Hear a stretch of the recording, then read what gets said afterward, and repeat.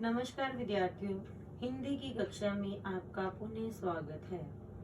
बच्चों, इस सप्ताह हमने रहीम जी के दोहे अध्याय के बारे में प्रथम से नवम दोहों की पुनरावृत्ति की थी। आज मैं हिंदी की अध्यापिका श्रीमती ललिता चोपड़ा आपको इसी अध्याय के अंतिम दोहों की पुनरावृत्ति करवाऊंगी। आइए आरंभ करते हैं।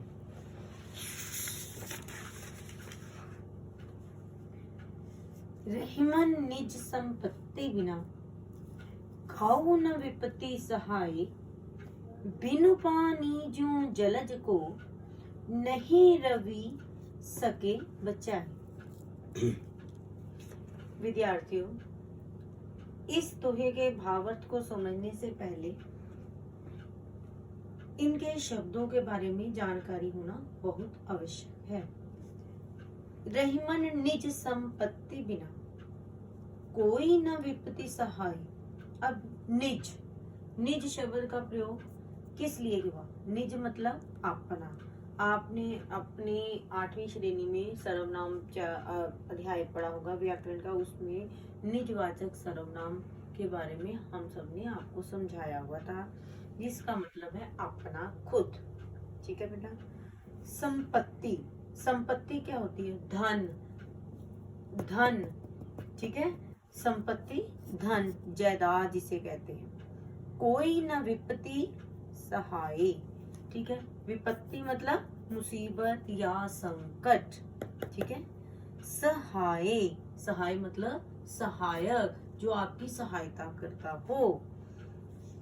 बिन पानी जूं जलज को, जलज कमल। ठीक है बेटा। ठीक। नहीं रवि सके बचाए। रवि सूर्य। पहले ही मैंने आपको संपत्ति का अर्थ बता दिया था, जायदाद, धन, दौलत। ठीक है बेटा जी। ये तो इस दोहे से संबंधित, जो ये दोहा है उसी से संबंधित शब्दों के अर्थ। अब हम इस दोहे के भावार्थ को अच्छी तरह से समझते हैं। ठीक है। इस दोहे में रहीम जी ने व्यक्ति की निजी संपत्ति की महिमा समझाई है। यानी कि जब इंसान के पास धन दौलत होती है तो उसे अपनी धन दौलत के ऊपर कितना मतलब अभिमान होता है। जब वही धन दौलत बिल्कुल नहीं रहती तो दूसरे लोग हमारे साथ कैसा व्यवहार करते हैं। रहीमन निज संपत्ति बिना, कोई न विपत्ति सहाय। कवि रहीम दास जी कहते हैं कि अपनी संपत्ति यानी धन दौलत के अलावा मुसीबत या दुख दर्द में कोई दूसरा सहायक नहीं होता। ठीक है। यानी कि संकट के समय अपना संचित धन, यानी कि अपने पास जो इकट्ठा किया गया धन है, इकट्ठा किया गया हुआ धन ही काम आता है। इस कवि ने इस बात को प्रमाणित करने के लिए यहाँ पर किसका उदाहरण लिया बच्चों? देखो कि बिन पानी जूं जलज को, जलज का मैंने अर्थ आपको बच्चों अभी समझाया था, कमल। यहाँ पर रहीम जी ने इस सत्य को प्रमाणित करने के लिए कमल का उदाहरण देते हुए यह समझाने का प्रयास किया है कि बिन पानी जूं जलज को, कि पानी के बिना कमल के फूल को सूर्य की किरणें भी नहीं खिला सकती। यानी कि जब पानी नहीं होगा तो क्या सूर्य की किरणें उसको, फूल को खिला सकती हैं? नहीं। यानी कि सूर्य की किरणें कमल का पोषण तो कर सकती है, यानी पालन तो कर सकती हैं, परंतु पानी के अभाव में कमल क्या हो जाता है बेटा? सूख जाता है। यानी कि अगर उस फूल को मतलब उचित पानी नहीं मिलेगा तो क्या होगा उसका परिणाम? कि वो जो फूल है वो पूरी तरह से सूख जाएगा। ठीक उसी प्रकार बाहरी सहायता मिलने पर भी निजी संपत्ति यानी अपनी धन दौलत ना होने से मनुष्य की कोई भी रक्षा नहीं कर सकता। यानी कि बच्चों आपको समझ आ गया होगा कि अपने संकट के समय में अपनी संपत्ति ही सहायक होती है। इस दोहे के द्वारा कवि यही स्पष्ट करना चाहते हैं कि अपनी धन संपत्ति ही मुसीबत की घड़ी में व्यक्ति की सहायक होती है, ना कि दूसरे लोगों की धन संपत्ति। कई लोग आपके वैसे तो दोस्त बन जाते हैं, मित्र बन जाते हैं, लेकिन संकट के समय में आप सबकी कोई भी सहायता नहीं करते। बच्चों, आपको ये दोहा अच्छी तरह से समझ में आ गया होगा कि इस दोहे में रहीम जी ने व्यक्ति की निजी संपत्ति की महिमा बताई है और ब्रज भाषा के सरस शब्दों का प्रयोग कर कवि ने अपनी भाषा विषयक सिद्ध हस्ता दिखाई है। यानी कि पहले भी मैंने आपको बताया था कि दृष्टांत अलंकार का प्रयोग किया गया है, यानी कि ये अवश्य दिखना है। अब इसमें क्या है कि बिन पानी जू जलज, यानी कि इस पंक्ति में उत्प्रेक्षा अलंकार का प्रयोग किया गया है। विद्यार्थियों, ये दोहा आपको अच्छी तरह से समझ आ गया होगा। ठीक है, इस रहीम के दोहे का अंतिम जो दोहा है आपके अध्याय के अनुसार, ठीक है, उस पे चर्चा कर रहे हैं। रहीमन पानी राखिए, बिन पानी सब सून, पानी गए ना उबरे, मोती मानुष चून। यह दोहा बहुत ही प्रसिद्ध है रहीम जी का, और इस दोहे में को करने से पहले शब्द अर्थों पर चर्चा करते हैं ताकि आपको यह दोहा सरलता से समझ आ जाए। ठीक है, रहीमन पानी राखिए, यहाँ पर पानी शब्द का क्या अर्थ है? यहाँ पर पानी शब्द के 3 अर्थ हैं, चमक, सम्मान और जल। ठीक है, जल के बारे में तो आपको अच्छी तरह से पता ही है। ठीक है, बिन पानी सब सून, सून मतलब होता है सूना, यानी कि व्यर्थ, यानी कि मतलब जिसका मतलब बेकार। ठीक है बेटा, पानी गए ना उबरे, उबरे मतलब चमकना, चमकने, चमके। ठीक है, मोती मानुष चून, मानुष मतलब मानुष का अर्थ है मनुष्य, चून, चून का अर्थ है आटा।